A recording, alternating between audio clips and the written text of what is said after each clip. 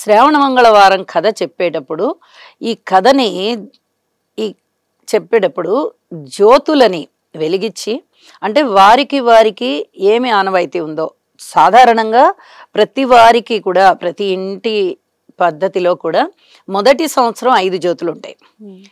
మొదటి సంవత్సరం నోము నోచుకునేటప్పుడు, శ్రావణ మంగళవారం నోము నోచుకునేటప్పుడు, రెండవ సంవత్సరం నోచుకునేటప్పుడు కొంతమందికి పెరుగుతాయి, 10 జ్యోతులు అవుతాయి, కొంతమందికి 5 జ్యోతులే ఉంటాయి. అది వాళ్ళ వాళ్ళ ఇంటి ఆచారాన్ని బట్టి ఉంటుంది. అయితే ఈ 5 జ్యోతుల్ని వెలిగించి ఒక ఇనప గరిటెకి కానీ లేదా ఇప్పుడంతా స్టీల్ ఎక్కువగా వాడుతున్నారు కాబట్టి ఆ స్టీల్ అట్ల కాడ ముఖ్యంగా తీసుకుంటాం అనమాట. అట్ల కాడకు కానీ నెయ్యి రాసి చక్కగా దానికి అటు ఇటు కూడా నెయ్యి రాసేస్తాను, 2 పక్కల నెయ్యి రాసి ఆ కత్తికి కూడా, దాన్ని కత్తి అని సంబోధించుకుంటాం మనం ఆ గరిటెనే, లేదా అట్ల కాడనే కత్తి అని సంబోధిస్తాం. ఆ కత్తిని కంకణం కట్టుకుంటాం అనమాట. మనం ఏదైతే ఈ పూల మాల తయారు చేసుకుని చేతికి కంకణం లాగా దాన్ని కట్టుకుంటామో ఆ కత్తికి కూడా కట్టాలి. ఆ పూలమాలని కట్టి దానికి కూడా చక్కగా బొట్టు పెట్టి ఈ జ్యోతులు వెలిగించుకొని దాని మీద ఈ అట్లకాడని పెడతాం.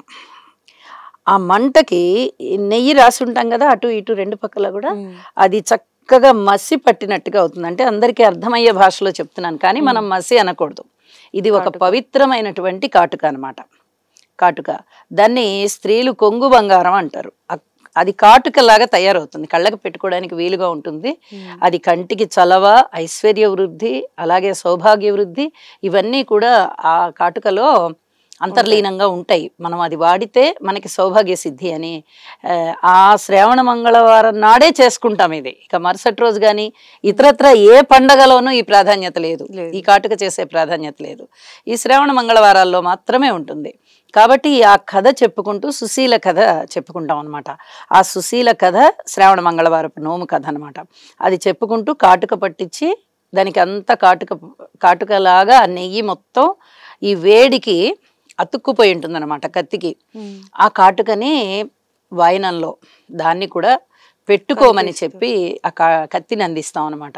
వాళ్ళు ముత్తైదులు చక్కగా కాటుక పెట్టుకొని దాన్ని నుంచి తీసి పెట్టుకుంటారు. ఆ చేతిని కూడా చూడండి, సహజంగా మనం కళ్ళకి కాటుక పెట్టుకున్న తర్వాత ఇలా అనుకోవడం ప్రతి వారికి అలవాటు స్త్రీలకి. కానీ ఈ శ్రావణ మంగళవారం నాడు తీసుకునేటటువంటి వాయనంలో ఈ కాటుకని ఇది కొంగు బంగారం అని చెప్పి కొంగుకి రాసుకుంటాం. ఆ కొంగు చివరన కొంచెం ఈ చేతికి ఉన్నటువంటి ఆ నలుపు ఆ కాటుకని ఆ కొంగుకి రాసేసుకుంటారు.